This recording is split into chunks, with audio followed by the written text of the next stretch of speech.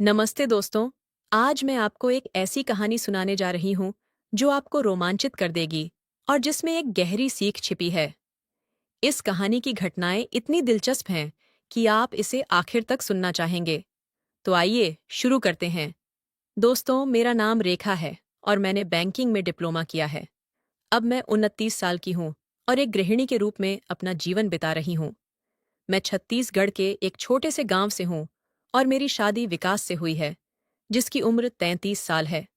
विकास शहर में फलों का थोक व्यापार करता है। वह बागानों से फल खरीदकर बाजारों में सप्लाई करता है। हमारी शादी को अब 5 साल हो चुके हैं और हमारी एक प्यारी सी बेटी है, तनिषा, जो अब 2.5 साल की हो गई है। शादी के बाद हमने एक छोटा सा मकान किराए पर लिया, वो भी उसी कस्बे में जहां मेरे माता पिता रहते हैं। इससे विकास के लिए काम पर जाना भी आसान हो गया और मुझे परिवार का साथ भी मिल गया। वैसे विकास के माता पिता यानी मेरे सास ससुर पास के ही एक गांव में अपनी खेती बाड़ी करते हैं। एक दिन की बात है, मेरे ननद जी का फोन आया।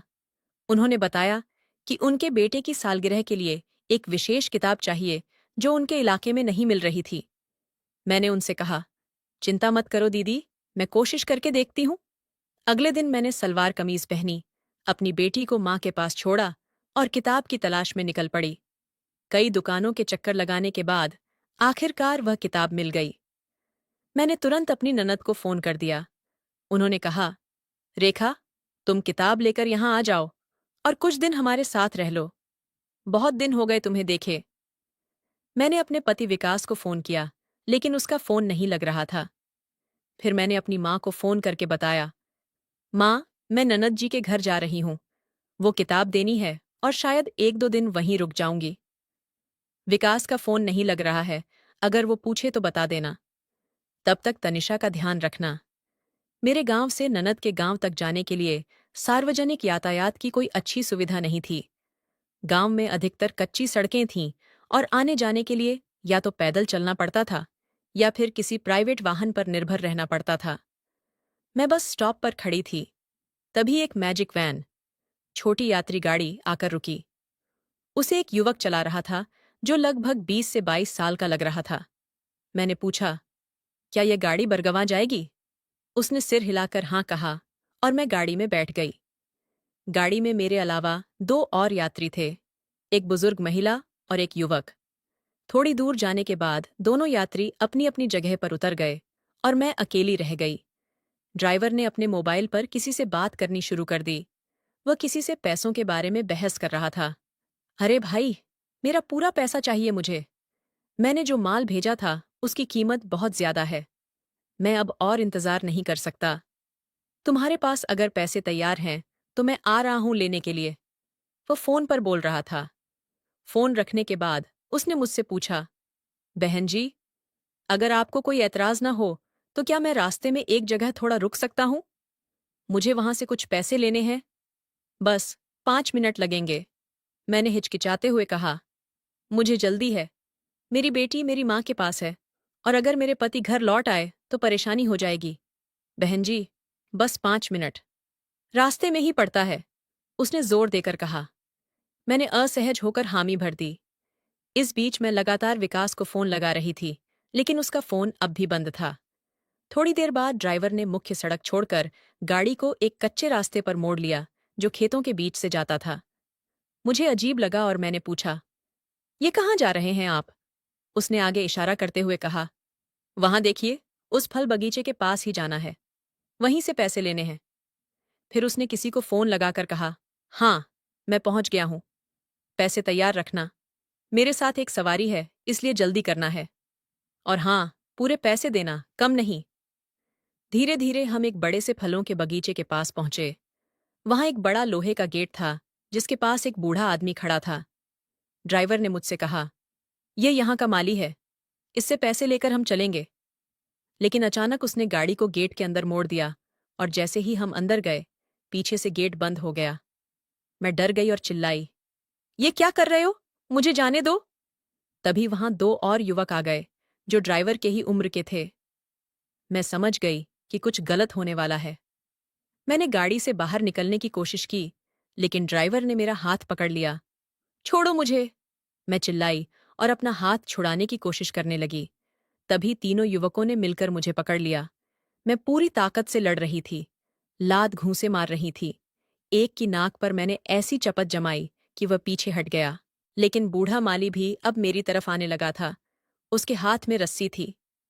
मैं चीखती रही, लेकिन वहां कोई सुनने वाला नहीं था। बूढ़े ने जल्दी से मेरे पैरों में रस्सी लपेट दी और खींच दी, जिससे मैं जमीन पर गिर पड़ी। तीनों युवक मेरे ऊपर टूट पड़े। उन्होंने मेरे हाथ पकड़ लिए और मेरे मुंह पर हाथ रख दिया ताकि मैं चिल्ला न सकूं। मैंने अपने आप को बचाने के लिए जोर लगाया, लेकिन चारों मिलकर मेरी एक न चलने दे रहे थे।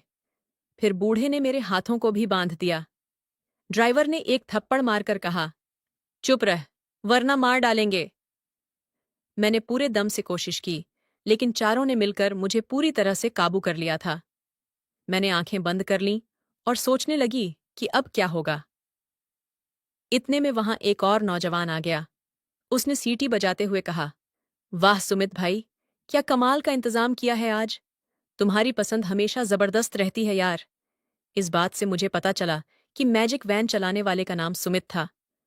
वह मेरे पास आकर झुका और कान में फुसफुसाया, देखो, अब हमारी बात मानना ही बेहतर है। बस कुछ घंटे की बात है, फिर मैं तुम्हें तुम्हारे गांव के रास्ते पर छोड़ दूंगा जहां तुम कहोगी। यहां कोई देखने सुनने वाला नहीं है। ज्यादा हंगामा मत करो, वरना हम और सख्त हो जाएंगे। मेरे विरोध करने के बावजूद उन्होंने मुझे खींचकर एक कमरे में ले गए। कमरा अंधेरा था और वहां एक गंदी सी चटाई बिछी थी। पहले तो ड्राइवर सुमित ने अंदर आकर मेरे साथ जबरदस्ती की। वो ऐसा कर रहा था जैसे कितने दिनों से भूखा हो। मैं रो रही थी, चिल्ला रही थी, लेकिन कोई फायदा नहीं हुआ। ड्राइवर सुमित ने अपना अत्याचार पूरा करने के बाद पास रखे एक गिलास में कुछ पिया। वह शायद शहद था। फिर वह जंगली जानवर जैसा बर्ताव करने लगा। करीब 1 घंटे तक इस तरह का बर्ताव जारी रहा। जब मैं पूरी तरह थक चुकी थी, तब उसने बाहर जाते हुए बूढ़े माली को आवाज दी, रामलाल, इधर आ। बूढ़ा रामलाल झट से अंदर आ गया। सुमित ने उसे बताया, रामलाल काका, अभी अभी मैंने मालिक को फोन किया है। वे किसी जरूरी काम से आ रहे हैं। जब तक वे नहीं आते, इसे कहीं जाने मत देना। इतना कहकर ड्राइवर सुमित बाहर चला गया। फिर वो बूढ़ा रामलाल ने अंदर आकर अपने कपड़े उतारने शुरू कर दिए। फिर उसने मुझे खड़ा किया और मेरे दोनों हाथों को ऊपर से लटकती एक रस्सी से बांध दिया। मैं बिल्कुल बेबस थी। रामलाल मेरे पीछे आया और मुझे जकड़ लिया। अपनी उम्र के हिसाब से वह काफी मजबूत था। इसी बीच दो और नौजवान अंदर आ गए। एक ने हंसते हुए कहा, अरे काका, क्या आज सारी रात की मस्ती अभी ही कर लोगे? दूसरे ने छेड़ते हुए कहा, काका तो हमेशा से ऐसे ही खड़े खड़े काम करते आए हैं, आदत से मजबूर हैं। तभी मुझे समझ आया कि वे मेरी हालत पर मजाक उड़ा रहे थे। मैंने भागने की कोशिश की, लेकिन वो बूढ़ा रामलाल की पकड़ मजबूत थी। जब उसकी ख्वाहिश पूरी हो गई और वह थक गया, तब उसने मुझसे कहा, कैसा लगा? अच्छा लगे तो बताना, फिर से आऊंगा।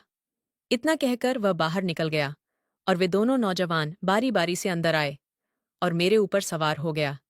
मैं लगातार रस्सी से बंधी खड़ी रही। जब वे अपना काम करके चले गए, तब बूढ़ा रामलाल वापस आया। उसने मुझे खोला और पानी का एक बाल्टी लाकर दिया ताकि मैं खुद को धो सकूं। अचानक बाहर से किसी की आवाज आई। रामलाल ने कहा, लगता है मालिक विकास आ गए हैं। ये नाम सुनते ही मेरा दिल जोर से धड़कने लगा। क्या मेरा पति विकास? मेरे कान पर यकीन नहीं हुआ। बाहर से किसी ने पूछा, सामान कहाँ है? और किसी ने जवाब दिया, रामलाल काका के साथ अंदर है।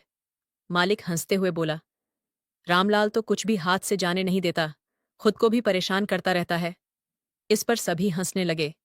ड्राइवर सुमित ने कहा, लेकिन मालिक, आज जो अंदर है वो आपको बहुत पसंद आएगी, एकदम खास चीज है। मालिक ने जवाब दिया, सुमित, तुम तो इस काम के उस्ताद हो, हमेशा शानदार चुनाव करते हो। सुमित ने फिर कहा, मालिक, ये अब तक की सबसे अच्छी पसंद है, अंदर जाकर खुद देख लीजिए। मैंने जब मालिक की आवाज सुनी तो मेरे पैरों तले जमीन खिसक गई। ये तो वही आवाज थी जिसे मैं रोज सुनती थी, मेरे पति विकास की। वही इन सब का सरदार था। मैंने अपना चेहरा दीवार की तरफ कर लिया था और अपने बालों से ढक रखा था। विकास अंदर आया और बूढ़ा रामलाल को मेरे ऊपर पानी डालते देखा। रामलाल, तेरी यह दयालुता ही एक दिन तेरी जान लेगी, विकास ने हंसते हुए कहा। फिर बोला, जा, बाहर निकल। आज इन्होंने जो लाया है, उसकी कहानी क्या है? जरा मैं भी देखूं। ये सब तब हो रहा था जब उसने अब भी मेरा चेहरा नहीं देखा था। मैंने अपने बालों से चेहरा छिपा रखा था और दीवार की ओर मुंह किए थे। विकास मेरे पीछे आया और मुझे कसकर पकड़ लिया। वाकई इस बार लड़कों ने बेहतरीन चुनाव किया है, उसने मेरे कान में फुसफुसाते हुए कहा। जैसे ही वह आगे बढ़ा, मैंने धीरे से अपना चेहरा उसकी तरफ घुमा दिया। उसकी आंखें अचानक फैल गईं, जैसे किसी ने उसके सीने में छुरा घोंप दिया हो। उसके मुंह से कोई शब्द नहीं निकला। हम दोनों एक दूसरे को बस देखते रहे। समय जैसे थम गया था। फिर विकास ने गुस्से से भरी आवाज में पूछा, तुम यहां कैसे पहुंची? घर से बाहर क्यों निकली थीं? मैंने कड़वाहट से कहा, जैसे तुम्हारा यह चेला सुमित न जाने कितनी औरतों को यहां लाया होगा, वैसे ही मुझे भी लाया। मैं तो तुम्हारी बहन की किताब देने निकली थी। तुम्हें कई बार फोन किया था, लेकिन तुम्हारा फोन बंद था। फिर इस सुमित ने धोखे से मुझे यहां ला दिया। उसका चेहरा पीला पड़ गया। उसने हकलाते हुए पूछा, तनिषा, तनिषा कहाँ है? चिंता मत करो, तुम्हारी बेटी मेरी माँ के पास सुरक्षित है, मैंने ठंडे स्वर में कहा। फिर उसने डरते हुए पूछा, क्या क्या किसी ने तुम्हें छुआ? मैंने उसकी आंखों में सीधे देखते हुए जवाब दिया, हाँ, 4 लोगों ने। पिछले 2 घंटों से वे मुझे एक पल के लिए भी नहीं छोड़ रहे थे। क्या किसी को पता है कि तुम किसकी पत्नी हो? उसने घबराते हुए पूछा। नहीं, मैंने जवाब दिया। वे मुझे धमकी दे रहे थे कि किसी को कुछ मत बताना, वरना बुरा हाल करेंगे। मुझे मारा भी, लेकिन मैंने तुम्हारा नाम नहीं लिया। इस बीच रामलाल अंदर आ गया। मालिक, आप थक गए होंगे, लेकिन मुझे तो अभी और भूख लगी है। मैं इसे कपड़े पहनने में मदद कर देता हूं, उसने मुस्कुराते हुए कहा। विकास कुछ भी कहने की स्थिति में नहीं था। वह बस चुपचाप खड़ा रह गया। बूढ़ा रामलाल ने मेरे पास आकर फिर से छेड़छाड़ शुरू कर दी। इस बार मैंने विरोध नहीं किया। मैंने अपने मन में ठान ली थी कि अब मैं विकास को सबसे बड़ी शर्मिंदगी से रूबरू कराऊंगी। मैंने जानबूझकर जोर-जोर से आवाजें निकालनी शुरू कर दीं। मेरी आवाज सुनकर बाहर खड़े तीनों युवक अंदर आ गए और हंसने लगे। विकास से यह सब देखा नहीं गया और वह बाहर जाकर बैठ गया। मैंने और भी ऊंची आवाज में कहा, आओ, सब लोग आओ, मेरे साथ मजे लो। वे सभी दौड़े-दौड़े आए और बारी-बारी अंदर आने लगे। विकास बाहर बैठा मेरी आवाजों से पागल हो रहा था। अब रात होने लगी थी और मैंने तय कर लिया कि मैं पूरी रात यहीं रहकर विकास को हर पल अपमानित महसूस कराऊंगी। सुबह हुई तो मैंने अपने कपड़े पहने और बूढ़ा रामलाल से कहा, मैं फिर आऊंगी तुम्हारे पास, इंतजार करना। विकास, जो सबका मालिक था और सिर्फ नाम का मेरा पति, वह चुपचाप मुझे घर छोड़ने के लिए आ गया। शायद वह जानना चाहता था कि मैं किसी को बताऊंगी या नहीं। हम दोनों एक टेम्पो में बैठे और पूरे रास्ते एक शब्द भी नहीं बोले। जब भी मेरी नजर उससे मिलती, वह झट से अपनी आंखें नीची कर लेता।